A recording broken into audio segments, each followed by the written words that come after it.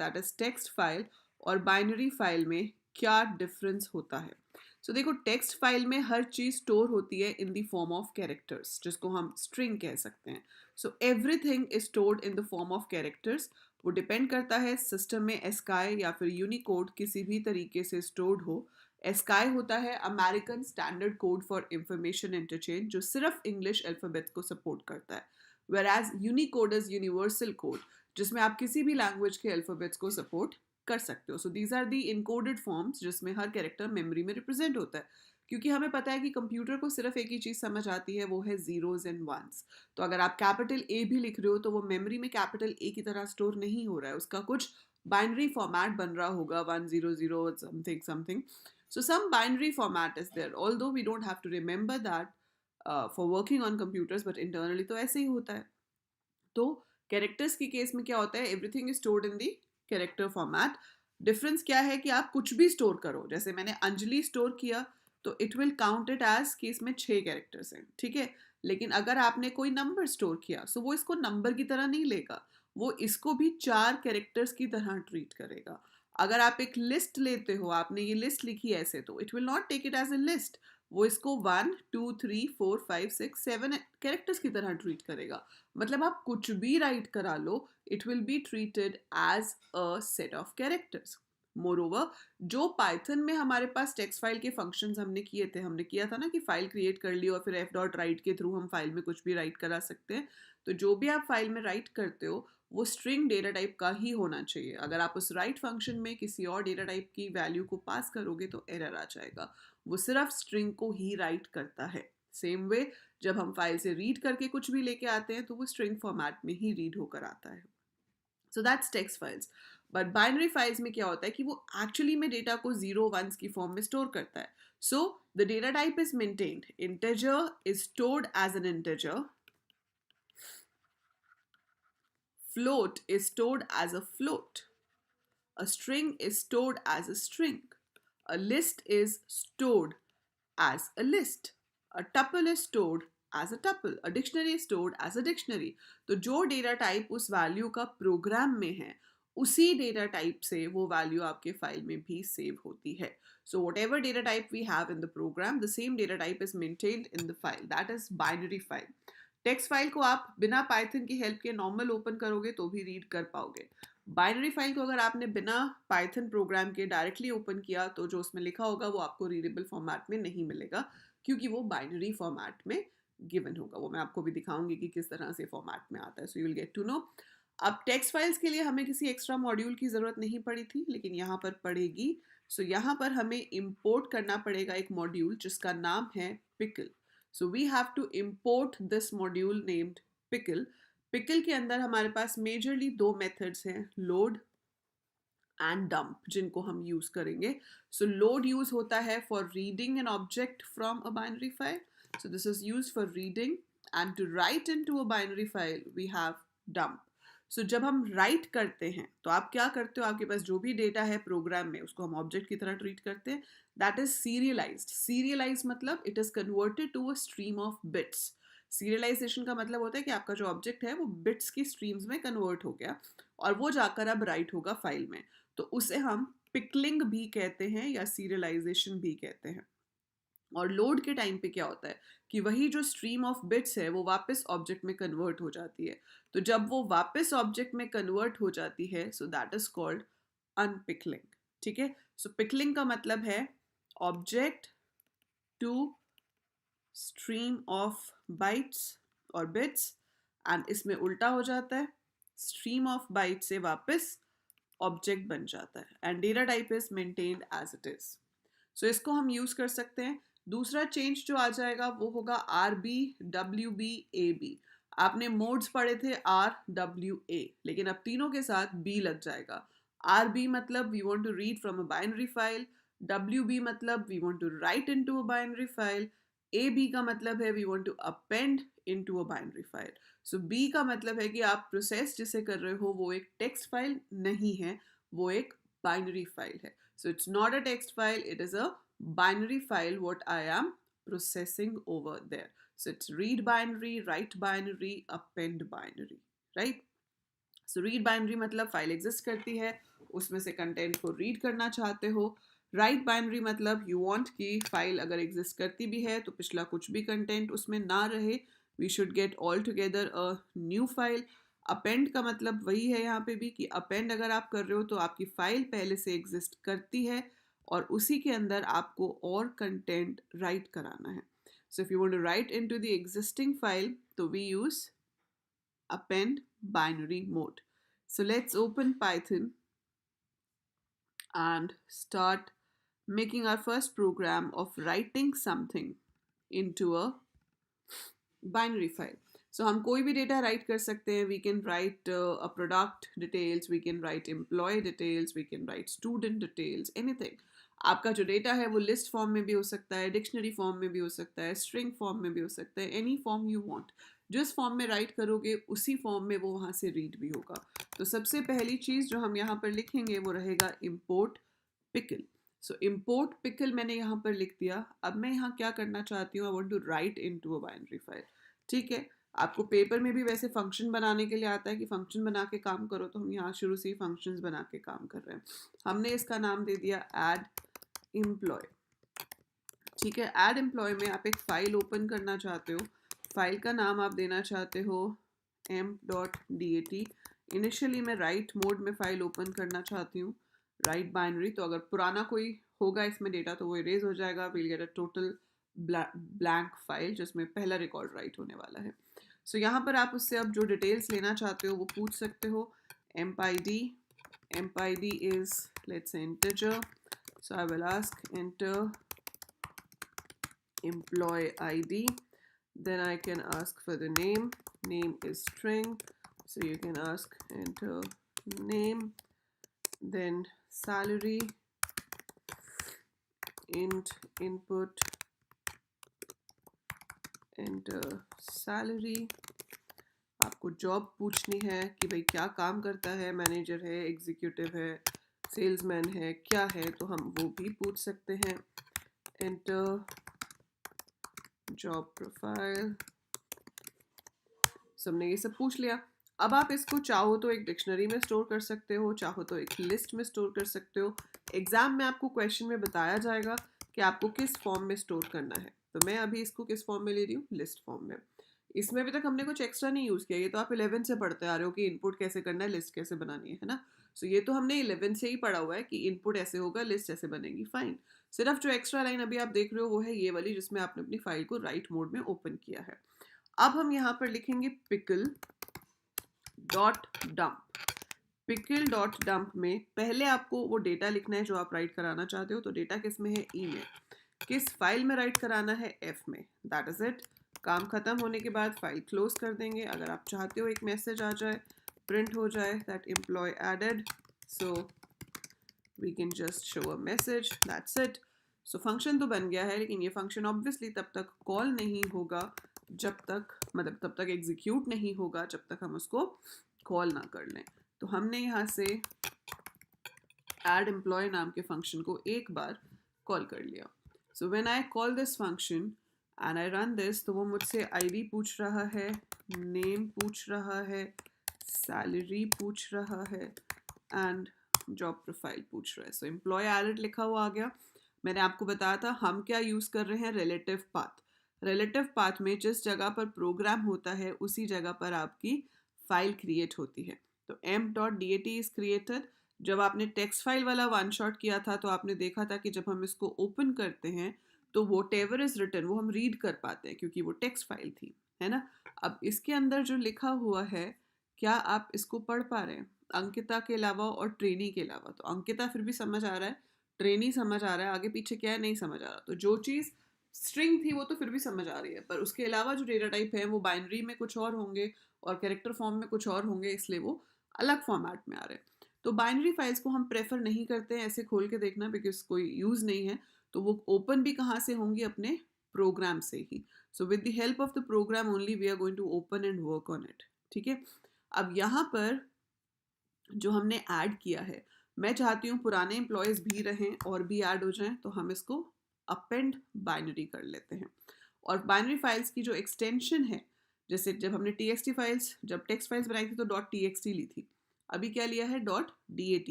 तो आप .dat भी लिख सकते हो, .bin भी लिख सकते हो। ये भी एक्सटेंशंस याद रखोगे, 1 मार्क का क्वेश्चन आ सकता है पेपर में कि किस टाइप की फाइल की क्या एक्सटेंशन हो सकती है। तो टेक्स्ट फाइल की .txt होती है, इसमें dat या bin ले सकते हैं। csv जब आप आगे करोगे उसकी एक्सटेंशन csv होती है। ठीक है, सो यहाँ पर हम ऐड एम्प्लॉय कर रहे हैं। हम यहाँ यूज़र से पहले पूछ सकते हैं कि भाई कितने एम्प्लॉयज़ ऐड करना चाहते हो। तो int input I can ask enter how many employees to add. Then we can have a loop for I in range n and I'm going to call this. तो इससे क्या होगा, जितने भी वो एम्प्लॉयज़ बोलेगा उतने ऐड हो जाएंगे। That's perfectly fine. ठीक है, हो गया ये काम। तो पर अब शो करके भी तो दिखाना है, क्योंकि हम उधर से जाके ओपन करते हैं तो देख ही नहीं पाएंगे। तो आप क्या करोगे यहाँ पर, शो एम्प्लॉय। शो एम्प्लॉय में क्या करना है, यू हैव टू शो। तो सबसे पहली बात तो हम फाइल से रीड करने वाले हैं। फाइल से रीड करने वाले हैं तो आपकी जो फाइल है वो ओपन की जाएगी रीड बाइनरी में। सो फाइल रीड बाइनरी में ओपन होगी। ठीक है, अगर एग्जिस्ट नहीं करती होगी तो एरर आ जाएगा, पर हमारी एग्जिस्ट करती है तो we don't get any error over here. तो हमारी फाइल जो है वो ओपन हो गई। अब आपको लोड फंक्शन की हेल्प से एक एक ऑब्जेक्ट को रीड करना है। सो लोड क्या करता है, एट अ टाइम 1 ऑब्जेक्ट को रीड करता है, एक बारी में एक ऑब्जेक्ट को रीड करेगा। मुझे नहीं पता फाइल में कितने ऑब्जेक्ट्स हैं, हो सकता है 2 हो सकता है 5 हो। अगर मुझे पता होता कि 5 हैं तो मैं एक लूप लगाती जो 5 बार चलता, मैं उसको रीड करती और प्रिंट करा देती। बट आई डोंट नो कि एग्जैक्टली कितने हैं। तो हम कहते हैं भाई चलो जब तक हैं तब तक रीड करते रहो। तो जब तक हैं तब तक रीड करते रहो के लिए आपने लिख दिया pickle.load और ब्रैकेट में हमने अपनी फाइल का ऑब्जेक्ट दे दिया विच इज f। मैंने REC लिया है वेरिएबल का नाम, टू स्टैंड फॉर रिकॉर्ड। आप कुछ भी ले सकते हो, इसमें कोई रूल्स नहीं है, बस वही वैलिड आइडेंटिफायर होना चाहिए। सो जब सारा काम हो जाए तो we should close the file. Perfect. अब हम इस कोड को रन करते हैं। इस कोड को हमने किया रन। मैंने बोला 2 मुझे एम्प्लॉयज़ ऐड करने हैं, 143। एम्प्लॉय का नाम है मयंक, सैलरी है 1,20,000, जॉब प्रोफाइल है प्रोग्रामर की। Then we have one other employee 123, name है अरुण, सैलरी है 50,000, the person is an executive. So it's added, पर कुछ डिस्प्ले नहीं हुआ। अब एक रीज़न तो डिस्प्ले ना होने का ये है कि हमने फंक्शन को कॉल ही नहीं किया। सो बिना कॉल किए फंक्शन काम नहीं करता है ना, बहुत बहुत ढीठ है वो। कह रहा है ऐसे कैसे, आवाज़ लगाई नहीं तुमने और चाहते हो मैं अपने आप काम कर लूँ, ऐसे थोड़ी ना होता है। हमें इज्जत से बुलाओ तभी हम काम करेंगे। सो हम उसको बुला लेते हैं कि आइए प्लीज़ अपना काम कीजिए। अब मैं कोई एम्प्लॉय ऐड नहीं कर रही हूँ, आई राइट 0। बट आप देख रहे हो कि टोटल मेरे पास अभी तक 3 एम्प्लॉयज़ हो चुके थे जिनको वो शो कर रहा है। It is showing Ankita, it is showing Mayank, it is showing Arun. लेकिन उसके बाद एक एरर आ रहा है, वो कहता है end of file error, ran out of input. तो ये जो वाइल ट्रू वाला लूप है, वाइल ट्रू मतलब ट्रू, हमेशा के लिए ट्रू ना। तो जब वो पहली बार अंदर आया उसने इसको रीड किया, प्रिंट कर दिया। फिर वाइल ट्रू है, सेकेंड रीड हुआ, प्रिंट हुआ, अभी भी ट्रू है, थर्ड रीड हुआ, प्रिंट हुआ। जब चौथी बार वो लूप के अंदर आएगा और वो लोड करने की कोशिश करेगा तो कुछ है ही नहीं फाइल में। तो फोर्थ टाइम जब उसको फाइल में कुछ भी नहीं मिला, then it generates a run time error कि भाई और डेटा है ही नहीं, रीड कहाँ से करूँ। तो अब रन टाइम एरर के लिए हम ट्राई ब्लॉक का इस्तेमाल करते हैं। तो यहाँ पे हमारे पास ऐसी कोई कंडीशन नहीं है जिसको मैं इफ़ में लगा के चेक कर लूँ कि अगर खाली हो गया तो रुक जाओ, नहीं तो चलते रहो। तो यहाँ पर हमें हेल्प करेगा ट्राई एक्सेप्ट ब्लॉक। तो हम यहाँ लिख देंगे ट्राई एक्सेप्ट और यहाँ पर f डॉट क्लोज को इसके अंदर कर देंगे। सो ट्राई एक्सेप्ट को हम एक्सेप्शन हैंडलिंग कहते हैं। It is use to deal with run time errors, कि अगर ये एरर आया तो अपने आप वो f डॉट क्लोज कर देगा। मतलब ट्राई वाले पार्ट में अगर एरर आता है तो जो एक्सेप्ट में लिखा होगा वो एग्जीक्यूट हो जाएगा, but it will not terminate the program. वो प्रोग्राम को बीच में से एरर दिखा के नहीं रोकेगा, वो नॉर्मली अगली स्टेटमेंट पे चला जाएगा। अब अगर मैं इसको रन करती हूँ सेव करके तो we will not have that problem. अब मैंने बोला कि I have to add 1 employee, employee ID is 432, name is Abhinav, salary is 1,60,000, profile is manager and I press enter, it's added and मेरे चारों एम्प्लॉयज शो हो गए, कोई error generate नहीं होके दिखा आपको. जनरेट तो अभी भी हुआ होगा, जनरेट हुआ लेकिन ट्राई ने क्या किया, उस प्रोग्राम को टर्मिनेट नहीं होने दिया इन बिटवीन. सो ट्राई की वजह से वो बीच में टर्मिनेट नहीं हुआ, रादर वो एक्सेप्ट पे चला गया and it is showing the result. ठीक है. अब एग्जाम में क्या क्वेश्चन आता है, एग्जाम में आपको या तो सीधा ये आ सकता है write a function to add an employee, add a product, add a student, कुछ भी ऐसा. तो सिर्फ ये डेटा चेंज होगा, बाकी स्टेटमेंट सेम रहेंगे. आपने ओपन भी ऐसे ही करना है, डेटा जो आप इनपुट करा रहे हो वो चेंज हो जाएगा, पिकल डॉट डंप भी वही होगा, एफ डॉट क्लोज भी वही होगा, same ditto as it is. अगर आपको सारे के सारे डिस्प्ले कराने हैं तो आपका यही सेम फंक्शन बनेगा. आपने ओपन करना है रीड बाइनरी में, आपने ट्राई लिखना है, आपने वाइल ट्रू लिखना है, आपने लोड करना है, प्रिंट करना है. इसमें तो सिर्फ फाइल का नाम ही बदलेगा और कुछ भी चेंज नहीं होगा, कुछ भी चेंज नहीं होगा, सिर्फ फाइल का नाम चेंज करना है. तीसरा जो टाइप का क्वेश्चन आ सकता है वो आ सकता है कि भाई एक पर्टिकुलर एम्प्लॉय का आईडी पूछ लो और उस आईडी को सर्च करो और फिर उस आईडी वाले को आपको दिखाना है. तो search for an ID and display that one only. तो उस केस में हम यहाँ पर सिर्फ एक आईडी पूछ लेंगे. आप पूछ सकते हो यहाँ पर एम्प्लॉय आईडी जिसको आप सर्च कराना चाहते हो और एक कंडीशन लगा दोगे, दैट्स इट. बाकी डिलीट और अपडेट के लिए एक्सक्लूसिव वीडियोस आपकी डिटेल प्लेलिस्ट में हैं. उसके चांसेस कम होते हैं एग्जाम में आने के, बट आई वोंट से कि आप उसको छोड़ के जाओ, उसको ज़रूर करो. ठीक है. सो उसको ज़रूर आपको करना चाहिए, छोड़ के जाने का तो मतलब ही नहीं है. बस मैं इस वन शॉट में उसको कवर नहीं कर रही हूँ क्योंकि उसमें हम एक टेम्परेरी फाइल का और इस्तेमाल करते हैं and we use that temporary file. वो मैं आपको समझाती हूँ अभी लॉजिक. बट यहाँ पर आप क्या लॉजिक लगाएंगे, यहाँ पर आप कंडीशन लगा लेंगे कि भाई आपके रिकॉर्ड में 0 पोजीशन पर अगर आईडी मैच करता है तो ही उसको प्रिंट कराया जाए, अदरवाइज नहीं. तो आप यहाँ कुछ भी कंडीशन लगा सकते हो कि सैलरी इतने से ज़्यादा है या प्रोडक्ट की कॉस्ट इतने से कम है, स्टूडेंट के मार्क्स इतने से ज़्यादा हैं, डिपेंडिंग अपॉन कि वो लिस्ट में कौन से नंबर पे है आप इंडेक्स लगा दोगे, ये आपकी लिस्ट का नाम आ गया. अगर इस कंडीशन से मैच करता है एम्प्लॉय आईडी जो वेरिएबल यहाँ लिया है, अगर मैच करता है तो प्रिंट कराना है, नहीं तो नहीं कराना है. फॉर एग्जाम्पल अभी मैं इसको रन करती हूँ और मैं कहती हूँ कि मुझे कोई भी एम्प्लॉय ऐड नहीं करना है and I want to search for 1 2 3 that is Arun. तो वो सिर्फ अरुण के रिकॉर्ड को दिखा रहा है, बाकी के रिकॉर्ड्स को नहीं दिखा रहा है ना. ऐसे अगर आप चाहते हो कि जिनकी सैलरी 1 लाख से ज़्यादा है सिर्फ उनको दिखाए, तो 0 1 2 2 पे सैलरी है, 2 पे सैलरी है तो कंडीशन चेंज होकर क्या हो जाएगी कि सैलरी 1 लाख से ज़्यादा हो. इसकी ज़रूरत ही नहीं है, इसको हम कमेंट कर देते हैं, सेव करते हैं, इसको रन करते हैं.